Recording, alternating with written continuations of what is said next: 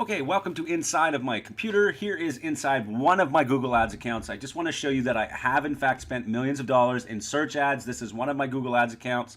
For those of you out there who often ask me if this is real, yes, it's real. For the purpose of this video though, and the instructional part of it, I'm going to use a separate account just so I don't have to keep blurring out all of the data that is inside this current account. So we're going to use this account. I'm going to come in here. I'm going to show you basically in this video, I'm going to talk about the policy for affiliates that you need to follow. I'm going to talk about some strategies for choosing your campaign. We're going to talk about setup and some of the strategies I use for finding keywords and other things like that. Okay. So the first thing we need to consider is the policy itself. Basically come into the Google Ads policy, read them all over here before you even start running ads. It's very important.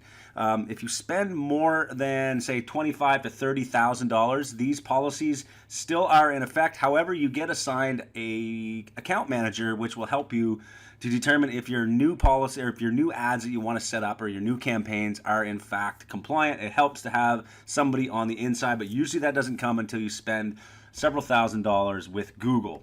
One of the biggest policies we as affiliates have a challenge with is this one right here that we talk about: destinations that are solely designed to send users elsewhere. That is what affiliate marketing is. That is why people think Google hates affiliates. It's basically because we send people to a landing page, we send them to an offer that we do not own, and that is basically breaking the rules. So how do we fix this? How do we as affiliates run paid search ads? Well, it's actually not that hard. The first strategy is you can simply do a lead generation style campaign, which is actually the best way to go in my opinion. You're building yourself an email list. We go through a lot of this inside one of our courses inside Powerhouse Affiliate, where we talk about email marketing, setting up your freebie that you want to give somebody, and then they sign up to your email list, and then you can email them whatever you want after. And I'm going to show you an example of that here in a second. The other option is to actually partner directly with the offer owner and have them set up a specific domain only for you. Okay, so that means they will set up the domain. You really need to have a good relationship with your partner. They will set up a domain, they'll put their product on there, they'll put the sales checkout and all of that in that domain. So now you can run ads specifically for you, and every time you get a conversion or sale, it will be tracked on that site. Okay, that is the only two ways I can think of. If you have other ways that you can get past these policies, please comment below, share your experience, and tell us what you're doing, because I'm sure a lot of people would benefit from that information. But these two basic strategies do work. So let's go through a little bit more now and talk about some examples. So what I would do first if I was an affiliate marketer and I wanted to start an affiliate campaign, and the first thing you do is obviously find an offer that is compliant. So you don't want to be running any gambling. You don't want to run anything in terms of loans. You can read all of this stuff here and you'll get more information as to what you can run. But if you come into ClickBank, ClickBank is a big marketplace. I've done videos on it before. Check out my YouTube channel. What you can do is you can come into the marketplace. So I figured for an example, I would talk about business and investing. I don't recommend you go into how to make money online. Trust me, even though I do that myself and my niche is around affiliate marketing, I highly recommend you do not start with how to make money online and run it on Google Ads. You're just going to get banned. It's the same as Facebook. You go in with these big niches that everyone is running, and basically they've already been so beaten down that these big ad giants just don't like it anymore. So don't even bother until you have a lot of spend and you've talked to an actual rep and you've been assigned a rep, so that you can start doing things that are a little more risky, but at the same time you have someone on the inside who can help you get stuff approved. So let's just talk, let's say you find an offer, you come into the marketplace here, there are tons of categories you can select here. So whatever your niche is, I'm sure you'll find something on here. There's tons of good ones. You can do stuff on parenting, fishing, home and garden, health and wellness, green products, a whole bunch of different things you can run here. And you can build your own website around. You can build a niche specific website. Check out the free training at powerhouseaffiliate.com, where we show you exactly every single step along the way to build a niche website. Because I said before, you need to have a website with a ton of good content, or else Facebook or Google here is just going to wipe you out. So make sure you have a lot of good content on your site related to your niche. Now come into your category here, and let's say I have a website around investing. I'm going to sort the results by gravity, and as you can see, one of the top offers here being promoted by affiliates is paying out about $369 per sale. Now, let's assume I only get a 1% conversion rate. That means 100 people that I send to this offer, I get a conversion. Let's just say that. That's a good conservative number. That means I make $369 for every 100 clicks, which is a $3.69 earnings per click. So now what I need to do is figure out how many subscribers it's going to take for me to get that 100 clicks. Usually, if you have a list of subscribers, let's say 50 subscribers, I can send them as many messages as I want over weeks and months and years. As long as I'm sending them good content, they're going to click on this offer. So really, let's just say I get 100 leads, and out of those 100 leads, I get 3 people to sign up to this. I'm going to make $1,000 roughly just for getting 3 people to sign up to this training program that is training people on how to invest. So really, if I'm spending, say, even $10 or $20 per lead on Google, it's still going to work out profitable for me, because I would say spend $600 for my 100 leads, which is super expensive for leads. Okay, I'm just telling you an example here. If I'm buying leads for $20, that's super expensive. You can get them so much cheaper. In fact, you can get leads for $1 a piece. In some niches, you can get them even less than $1, depending on what country you're in even. You can go down to pennies per lead. And now you've got this big email list you're building, and now you can send them these offers compliantly.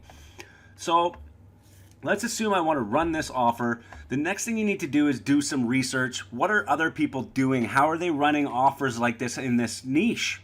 So the first thing I would do is simply just go to Google itself and do a search for whatever you want to promote. So in this case, I went to Google and I searched investing guide. Okay, I want to learn how to buy investments. Right now is a great time for that because the economy is really down. It's time to buy, okay? A lot of people who think the economy is going to go back to normal, which it will eventually, now's the time to look at doing stock market investing, and this is probably where I would start. If I was anyone in the world, I would come to Google and search for maybe an investing guide or something like that. So whoever bid on this keyword on their ads is now going to be able to show their ad. And as you can see here, you can see there's a beginner's guide here by Udemy, and there's one here by Fool.ca. So if I click on this and it goes to their landing page, as you can see, it's sent directly to their landing page. And this is it's more like a listicle style page. And I've done a video on listicles and why they are so effective and why you should really consider doing a listicle, especially for Google. As you can see, they're talking here, and it comes down to an email capture form. They're doing exactly what I just said, okay? It's the same exact thing. They're collecting leads, and now in the back end, they are either going to try and sell you their membership program, or they're going to send you affiliate links all the time related to guides, different things you can get in the investment community. They're probably going to get you to sign up to a bank somewhere that has, great trading software, and they're going to get paid commissions every single time. So they are, in fact, a product owner. I know this as a fact, but at the same time, they're going to be sending you content. They're going to be sending you links out to affiliate products and everything else along the way. So you are, in fact, joining their list if you do this. So this is the strategy they use, and it's the strategy I use, and this is how affiliate marketers can run on Google. Now let's talk quickly about how to set up your campaign for maximum results and how to use the actual tools inside Google to make this super easy for yourself. So another thing you should do also, once you've done this initial research and you've found a few competitors, you're going to want to take those competitor domains like say Fool.ca and go into a tool like SEMrush. If you go to dayjobhacks.com/SEMrush, you can get this for free for 7 days. And what you're going to want to do is use this spy tool to see all of the ads that are currently being ran by this competitor. It'll show you everything. This is perfect for you to come in and see what is actually happening. So just have a look here at what I can see now. Just by looking at this domain, I can now see all of their ads, everything. This is amazing. It's a great tool. Now I can see everything that's happening. I can go in and see their landing pages. I can go see how they're beating the policy, how they're actually not beating it. They're actually adhering to the policy. And then I can even join their list and see all the messages they're sending to people. So this is basically how you do it. And this tool is great, so I highly recommend you join the SEMrush free trial. Again, go to dayjobhacks.com/SEMrush for that trial. I am an affiliate for SEMrush. I use it all the time. You will be getting a great product. You can try it for free, so check it out, support my channel, go to that link, and let's carry on here. So now that I know what everyone else is doing, now I have a great product. I've built my website that is fully compliant with Google. I have a ton of great content. Now it's time I build my squeeze page or listicle or whatever it is that we're going to use for technically a landing page, but it's not really a landing page in terms of how generally affiliates would set up a landing page to link out to some offer. That is not what we're doing here. We're going to delay that gratification for later. So coming into your account, one great way to find keywords, again, is with this tool. If you come in here, you can see Positions tab, and it's going to show you all of the keywords they are bidding on in their ad campaigns. So really a great tool, again, to show you all of those keywords. It's just starting to populate now, and as you can see, I can see all of what they're bidding on. They're bidding on Fool.ca, how to buy stocks in Canada, stocks to buy, how to invest, blah, blah, blah, blah, blah, right? There's just so many keywords that I could steal right here just by exporting them into a file and adding them to my campaign. Here's the export button, and I could just do that if I wanted. Another great way to find keywords is to come directly into the Google tool and click on Keyword Planner. Now what I'll generally do is I will discover new keywords, and I'll start with the website. So I'm going to take the offer that I'm actually promoting. So in this case, I will click on this link to see where I'm going, and I'm going to take this domain right here and I'm going to plug it into Google so that I can get some great results. So here we go. I'm going to paste that in, start with a website, go here, click Get Results. And now it's going to show me a bunch of keywords. Look at this. There's just so many keywords. I think there's 295 keyword ideas. So how many keywords would you actually use in your campaign?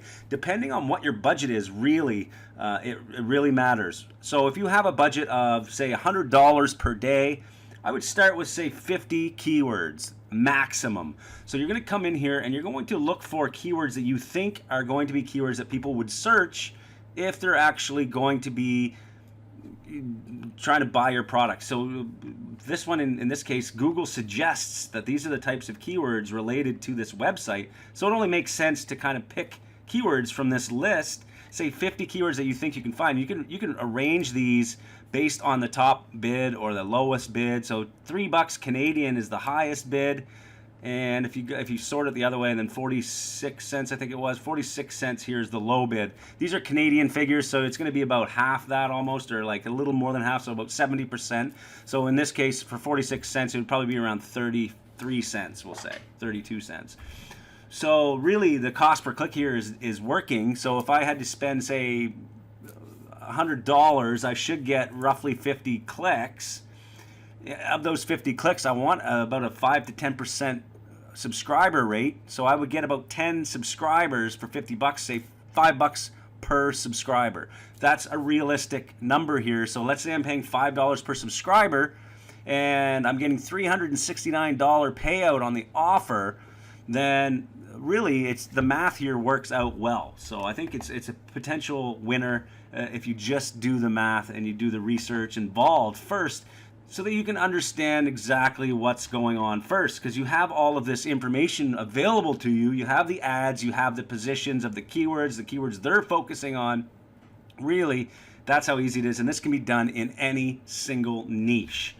Now let's assume you have your keywords. Let's just go through a couple settings. I'm not going to go through setting up an entire campaign on Google. It's really a step-by-step walkthrough, but there are a couple of things that are really important when you're setting up your campaign for the first time.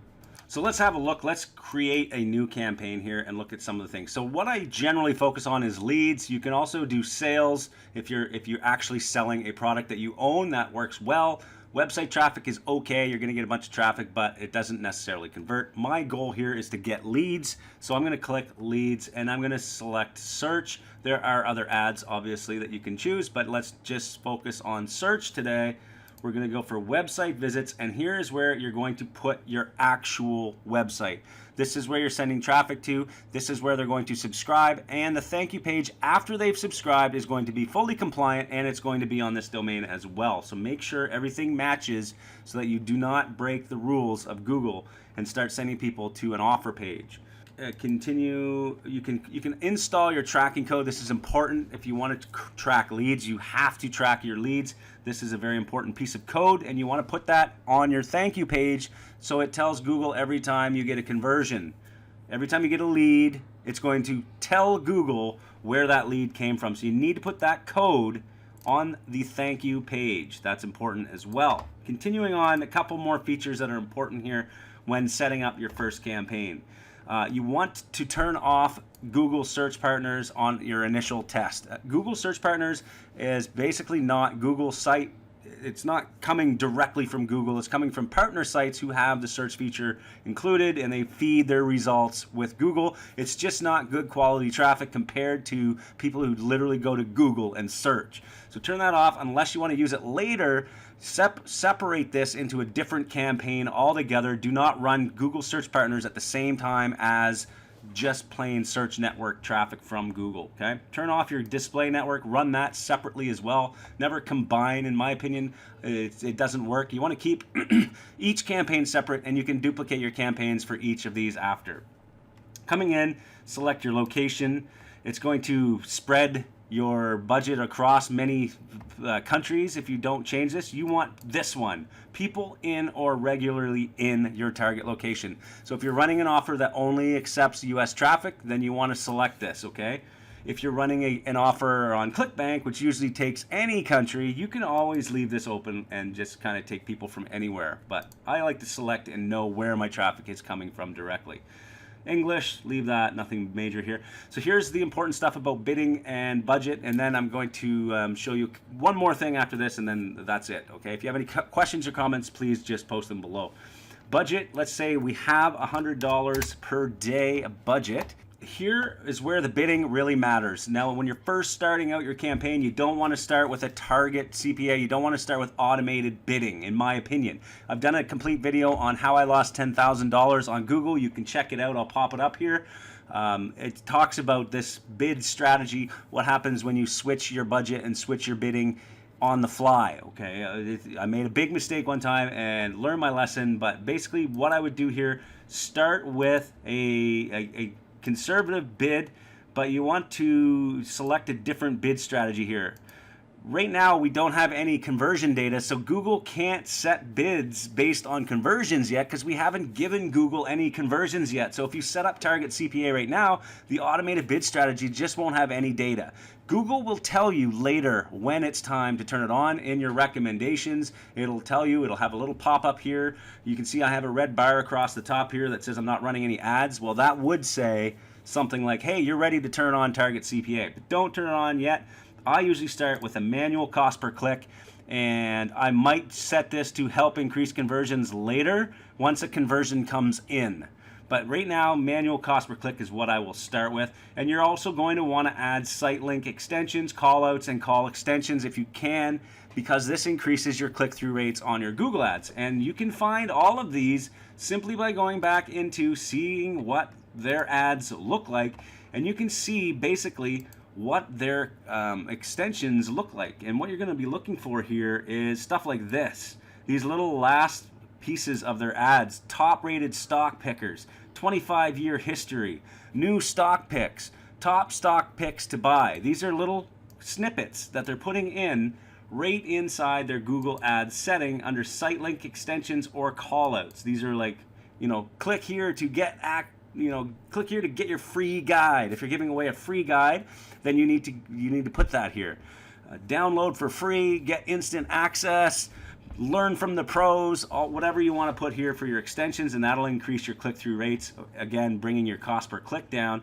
And these are a few strategies I use when setting up my ads. Okay, so once your ad is actually running, you're going to start seeing conversions in the conversion column, assuming you've set up conversions. If you want to set up other conversions, I've come back into the other account, by the way, because I want to show you some actual data.